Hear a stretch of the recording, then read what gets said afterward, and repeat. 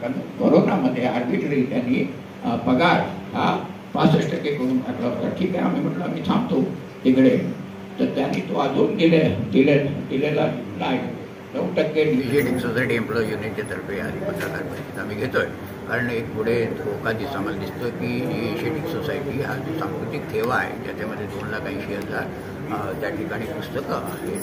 आपल्या जुन्या सांस्कृतिक अनेक भाषेतलं संस्कृत असो, ब्रिटिश असो, या ठिकाणी लिखाण आपलं त्या ठिकाणी आहे, कॉईन्स वगैरे आहे. हा सांस्कृतिक ठेवा जतन करण्याचं काम एशियाटिक सोसायटी करत आलेली आहे. दुसरं एक सांस्कृतिक त्याला म्हणतात ते क्षेत्रामध्ये रिसर्च करावा हे त्या ठिकाणी उद्दिष्ट आहे.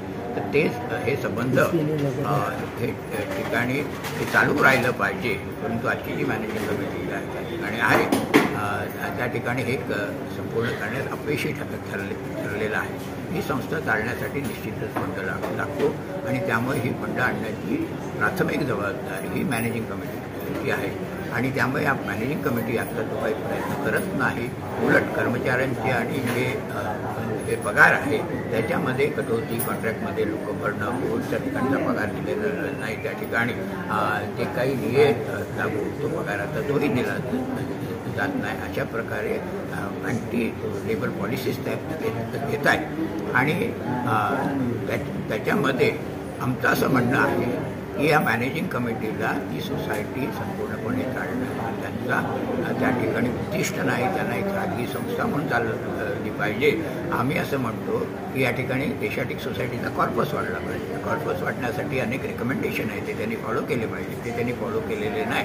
तर रिव्ह्यू कमिटी सेंट्रल गव्हर्नमेंटचे मिनिस्टर आणि स्टेट गव्हर्नमेंटचे कल्चरल मिनिस्टर आणि कल्चरल अधिकारी यांनी केली 2014 साली. त्याच्यामध्ये असं म्हटलं होतं की 50 कोटी कॉर्पसमध्ये दिले पाहिजे संस्था चालण्यासाठी. त्याच्यावर व्याज येतं, कॉर्पस हलवता कामा नये. त्याच्यामध्ये केंद्र सरकारने 30 कोटी दिले पाहिजेत आणि राज्य सरकारने 20 कोटी दिले पाहिजे. त्याचं इम्प्लिमेंटेशन ते करत नाही. कलकत्त्याची जी एशियाटिक सोसायटी आहे ते ॲक्ट ऑफ पार्लमेंट करून त्या ठिकाणी 20 वर्षांनी स्थापन झालेली ती चालते, ती ताब्यात घेतलेली आहे.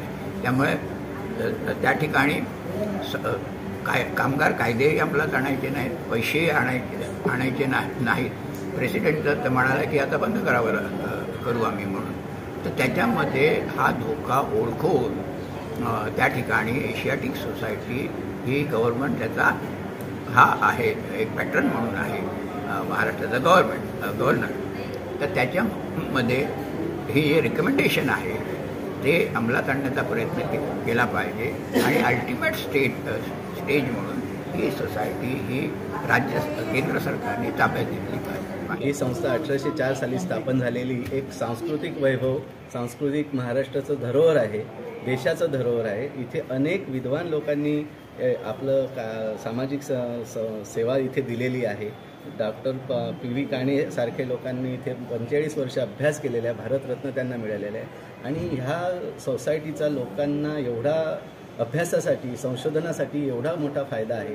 आणि आजपर्यंत ही सोसायटी 220 वर्ष चालत आलेली, परंतु आर्थिक टंचाईमुळे ही संस्था आता बंद पडेल असं आत्ताचे प्रेसिडेंट डॉक्टर SP बालापुरी यांनी नुकतंच 8 दिवसापूर्वी विधान केलं. त्यामुळे आम्ही सर्व कर्मचारी चिंतेत आहोत.